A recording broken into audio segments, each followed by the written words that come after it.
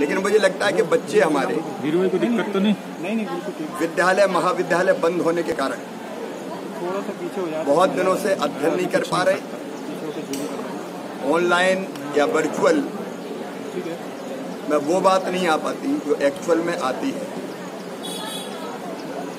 कुंठित भी बच्चे हो रहे हैं, स्कूल संचालक भी परेशान हैं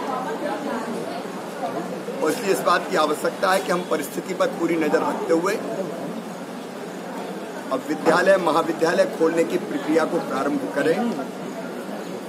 उसके पहले चरण के रूप में हमने तय किया 25-26 जुलाई से जो सोमवार से सप्ताह प्रारंभ होगा उसमें 50% क्षमता के साथ हम 11वीं और 12वीं के विद्यालय प्रारंभ करेंगे। इसका अर्थ ही होगा कि अभी सप्ताह में 4 दिन, 2 दिन एक बैच आएगा, 2 दिन एक बैच आएगा, क्योंकि सावधानी अभी जरूरी है। और उसी के हिसाब से महाविद्यालय आधी क्षमता के साथ बैचेज में हम प्रारंभ करेंगे। उसकी पूरी रणनीति हम बना रहे हैं, प्रक्रिया पूरी बना रहे हैं और परिस्थितियों पर नजर रखते हुए